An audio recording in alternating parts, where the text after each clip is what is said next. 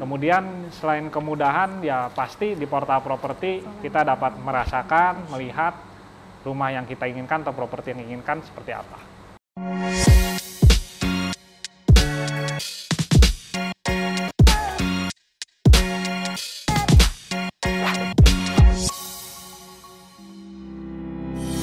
Hai Property People, senang sekali tentunya kita kembali di acara 123 Pro Tips bersama saya, Laras. Seperti biasa, di 123 Pro Tips, kita akan bertemu dan juga sharing dengan para pakar properti Indonesia.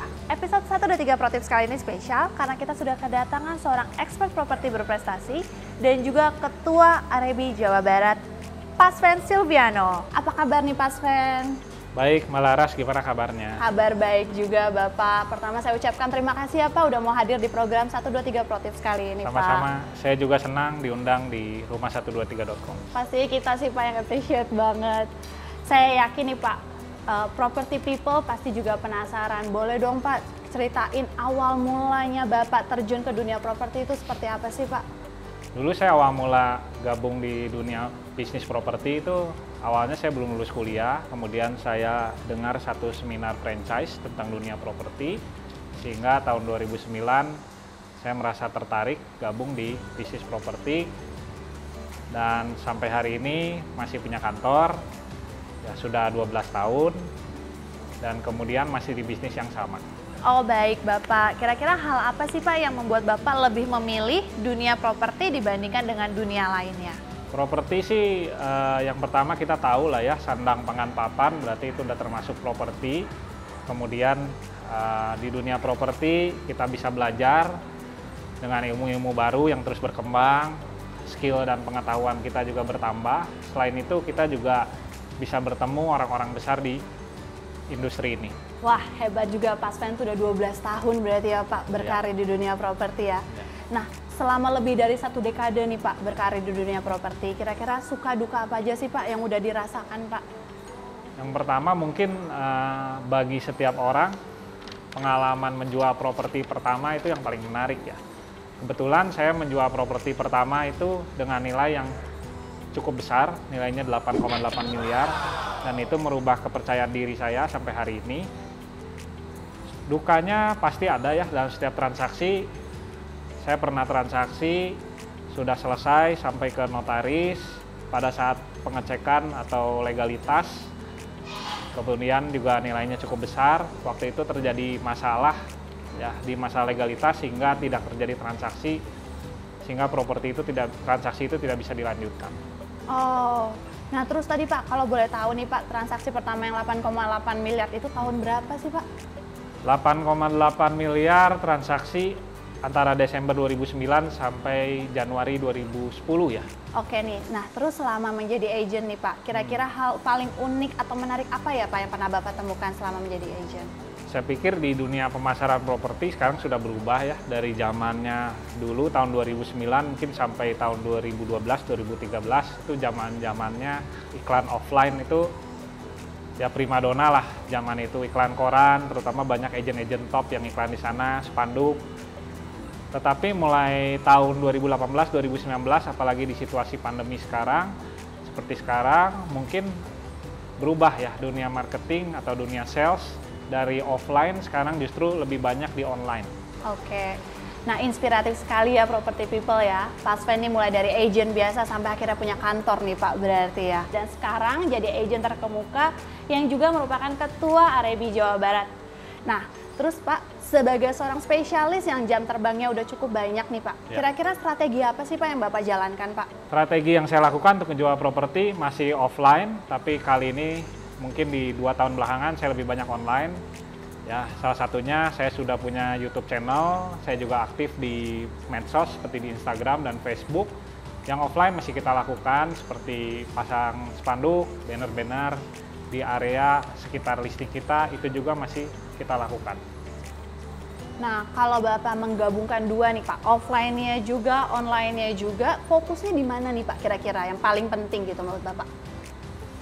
Saya pikir zaman sekarang sudah berubah, otomatis di online harus lebih banyak karena banyak konsumen juga yang mencari properti justru lihatnya dari online dulu, karena dengan situasi pandemi sekarang mungkin juga kegiatan di luar juga lebih berkurang daripada sebelumnya.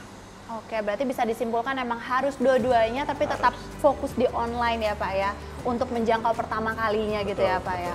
Terus nih Pak ya, dengan adanya tren portal properti seperti sekarang, kira-kira kesulitan atau tantangan apa sih Pak yang dihadapi untuk move dari offline ke online sekarang? Ya, saya pikir agen-agen sekarang harus berubah ya, dari dulu melakukannya secara offline, sekarang harus melek teknologi ya, karena sekarang juga banyak aplikasi baru, kemudian juga banyak agen-agen yang sekarang sudah memiliki YouTube channel sendiri untuk mempromosikan properti, sehingga juga konsumen dengan melihat YouTube channel kita juga dapat merasakan tanpa melihat propertinya secara langsung, kurang lebih propertinya seperti apa. Nah, oke, kalau seberapa pentingnya portal properti di era digital seperti ini menurut Pak Sven gimana? Portal properti sangat penting ya, karena konsumen-konsumen yang saya ketahui, mereka juga biasanya searching ya di internet, ya, kemudian melihat profil agennya seperti apa, ya, barang-barang yang dipasarkannya juga di mana, lokasinya seperti apa, dan harganya juga apa cocok dengan keinginan mereka. Nah, menyambung dari jawaban Pak Sven barusan, kira-kira kelebihan dari portal properti di zaman online seperti saat ini itu apa ya Pak? Ya, mungkin menawarkan kemudahan ya, otomatis kita bisa melihat fotonya dari internet dengan mudah. Kemudian juga di portal properti juga kadang bisa membantu ya, pembiayaannya, misalnya kita mau meminjam ke bank dan segala macam bisa terbantu dengan adanya cicilan dari sana berapa yang harus kita keluarkan untuk membeli satu properti.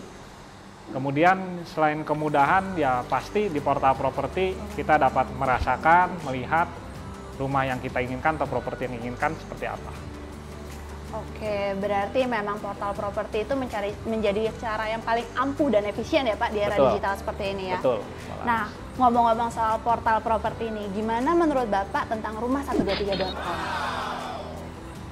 Menurut saya rumah123.com adalah aplikasi atau portal properti yang user friendly banget, karena kita masukkan data ke sana juga sangat efisien, sangat mudah.